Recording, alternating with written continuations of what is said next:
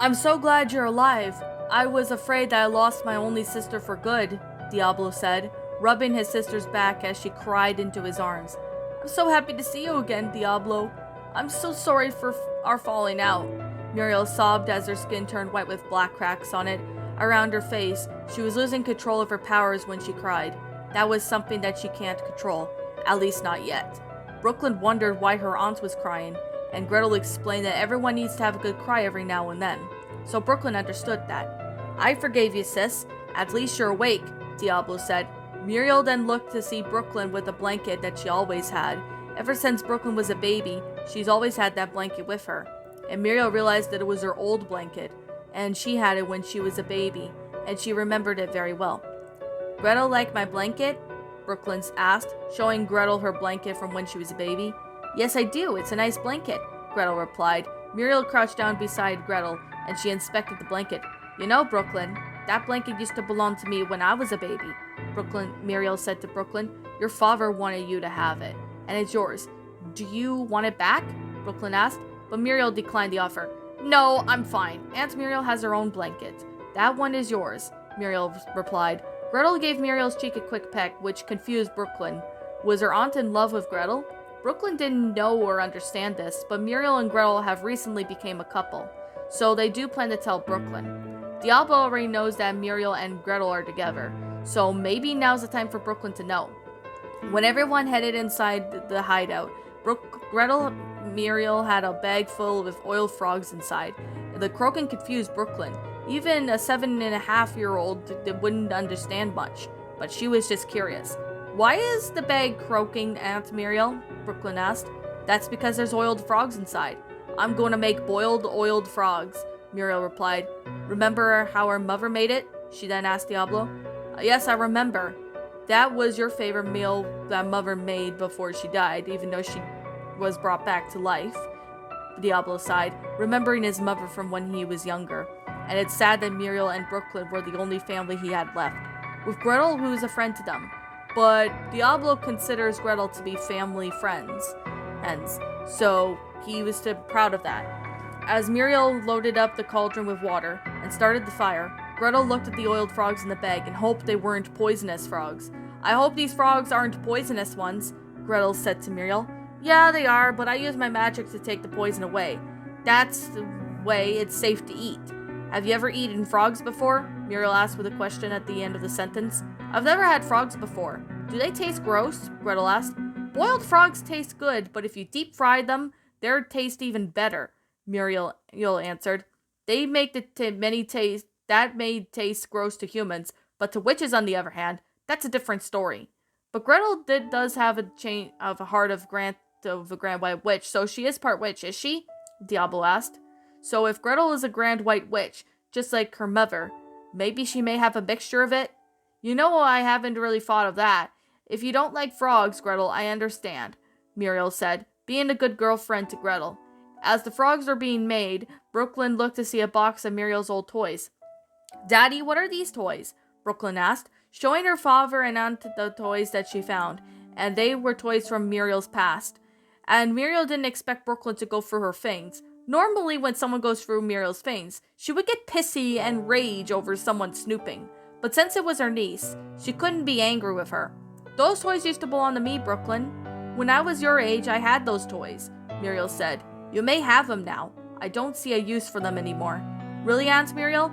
Brooklyn asked, jumping up and down with excitement. Yes, Brooklyn, and this aunt really likes to spoil her niece, Muriel exclaimed excitedly, as Brooklyn hugged her aunt. Muriel was liking the idea of having a niece and seeing that she doesn't have a child of her own, but she may consider having a child. But there was one problem. Gretel and Muriel were both women, and it is impossible for two women to have a baby. It takes a male and female to reproduce. But maybe if they could adopt a child at the Augsburg orphanage, maybe it might be possible to raise one if they were adoptive mothers. But Brooklyn and Muriel wasn't ready to adopt a kid. Neither was Gretel. They have gotten together as a couple and wouldn't want to jump too far as it was a huge step to the relationship. Gretel then checked on the boiled frogs and they were almost ready to be served. So Gretel threw some onions in the pan to make a side dish. So she also thrown some salt with pepper with some carrots, bell peppers to go with their meal. What are you doing? Diablo asked Gretel. I'm just making some vegetables to go with our frogs. Just a little side dish to go with it, Gretel said, as Brooklyn made a disgusted look on her face. We used to with children, they hated vegetables. Yuck! Daddy, don't make Muriel and Gretel feed me vegetables, Brooklyn said to her father. I want chocolate chip cookies. Cookies are for dessert, young lady, Diablo told her. Daddy wants you to eat your vegetables. Gretel and Aunt Muriel want too. Why? Brooklyn asked. Because they're good for you, and adults eat their vegetables too, Gretel replied. If you eat your vegetables, Brooke, you'll get dessert, Muriel said to her niece. As soon as lunch was being served, Brooklyn wanted to have dessert. She didn't like vegetables very much. It was unlike all the other children, eating vegetables could be tough for parents to teach them. Brooklyn, eat your vegetables. We want to see you try them, Diablo said to his daughter. I hate vegetables. I want chocolate chip cookies, Brooklyn stated. Then she snuck out of her chair without being noticed. Cookies are for dessert, Muriel reminded Brooklyn, only to see her getting into the cookie jar. You can have a few cookies after you finish your lunch, Gretel scolded, as Brooklyn was placed back on the chair by the sheriff. Brooklyn was then a picky eater, and it was normal for a child at her age to be picky. Eat my vegetables, Daddy, Brooklyn said, but her father wouldn't put up with it. Oh, no you don't. At least try them, Brooklyn, Diablo replied. Then Muriel got an idea in her mind. When she hated vegetables as a child, Diablo would always make a game out of it, like if it was something else. At least one time when Muriel didn't like garden salad, Diablo pretended that she was a horse eating grass, and pretended that the salad was grass, so Muriel had a great idea to get her child to eat vegetables. These vegetables are yummy, Muriel reassured Brooklyn, as she took a bite of her vegetables. Brooklyn wasn't sure on eating them. Then Diablo had a hard time dealing with Brooklyn as a fussy eater. Birds eat seeds, worms, and nuts, but this afternoon these vegetables are our seeds, worms, and nuts. As Muriel said that, Brooklyn started eating her vegetables, and Diablo and Gretel were nervous. They were thinking that Brooklyn was going to have a fit over it, but thankfully she didn't. As she watched her Aunt Muriel eating her vegetables, Gretel knew that Muriel didn't like vegetables when she started seeing her. But when Muriel came to her senses eventually, Brooklyn didn't even complain about the vegetables. In fact, she was enjoying them. After lunch, Muriel, along with Gretel, Diablo, and Brooklyn, decided to go somewhere for fun. Diablo led the girls to a water-like area. At first, it was the Healing Springs, where Mina and Hansel made love, but that was a different spring. What is this place? Muriel asked her brother. Oh, it's a little water place I found while I was exploring the other day, and I thought I would bring you here, Diablo said. I call it Cool Springs. It's perfect on hot days. It's very nice, Diablo, and it's summer and hot. We should go swimming, but we have no swimwear, Gretel said. Muriel snapped her fingers, and then a swimwear appeared on Gretel. Problem solved. Your clothes are on a pile with mine, and Brooklyn's and Diablo's, Muriel replied. I used magic to do that, saving you some more time than heading back home to change. Well, that's very helpful of you, Muriel, Diablo said to his sister. Then the group saw a pool of water not far from where they were at, and saw was a dirt-like trench that had been used as a slide, and Gretel looked at it. What is this supposed to be? Gretel asked. It's a slide. Well, a mud slide, if you want to call it that, Diablo replied. Why don't you all try it out? It'll be fun. Diablo hopped on the slide and slid down the mudslide. As soon as he splashed into the water, he looked up. Come on, it's great, Diablo called out. That's when Brooklyn had to have a go, and she laughed all the way down. Muriel and Gretel decided to go down the mudslide together, and as soon as they did so, they landed with a splash at the pool below. Once they plunged into the water below, Muriel and Gretel were laughing for joy. They were having so much fun in the water that Gretel couldn't even remember the last time when she had this much fun in the water. Might have been when she was a kid, but that was before she and Hansel became witch hunters. How's the water? Gretel asked. Feels nice. My brother picked a great day for us to swim, Muriel replied. Well, we fell into the river one time. Diablo was during Brooklyn's, school trip. We were playing Ring Around the Rosie, and then we fell in the water, and when we fell down, Gretel chuckled. Muriel did try to sing it, but replaced it with fall and crash, and replaced posies and with candies. Well, Brooklyn was soaked when she came up to the teacher, and she asked her about what happened. So she told her everything about what happened, Diablo replied. She was aware that Brooklyn was a witch, but I am a warlock, and she is aware of that as well. How did she not even freak out when you told her? Gretel asked, stunned that the teacher wasn't afraid of witches. Well, because I told her about myself in Brooklyn, and said that you were the new sheriff and Hansel was the new mayor, She really did like the way you were running things. She never liked the old sheriff running the town before, Diablo explained. Berenger was an asshole. He beat me up and tried to violate me 3 months ago, and that was when a troll named Edward saved me. I think I already told you that, Gretel replied. Man, that dude was not the nicest one I've seen, Diablo commented. I didn't like him one bit. Neither did my sis. Yeah, he was the one who shot my first ever boyfriend, and I wanted my revenge so badly. But my brother prevented me from getting hurt, Muriel added. Brooklyn was swimming like a fish, as she really liked the feel of the water. Soon Brooklyn splashed Diablo, which caused him to do the same for Brooklyn. Soon Muriel and Gretel joined in the splashing. There were laughter and screaming for joy all around the springs. After about an hour of swimming, everyone was all relaxing in the springs, as Diablo was suntanning where the girls and Brooklyn were in the pool. They were all enjoying themselves. This is so much fun. It sure has been years since we had fun, Muriel sighed, relaxing in the water while sitting beside Gretel. I agree. After all my years of hunting for witches, I finally have the time to relax, Gretel added. Dating the one I love is as well as on this way right here. Well, how's Mina and the baby? Diablo asked Gretel. I know Mina didn't have the baby yet, but I'm just curious. They're both doing fine. Hansel's like the idea of becoming a father. He's very excited, and I'm excited to be an aunt. And Muriel's going to be an aunt of my niece or nephew, Gretel answered. Does that mean I get cousins to play with? Brooklyn asked. Yes, pretty much so, Brooke, Gretel replied. I'm just glad we're all spending time together. Although I do miss spending time with Hansel. Well, Gretel, maybe you and I will have a double date with Mina and Hansel.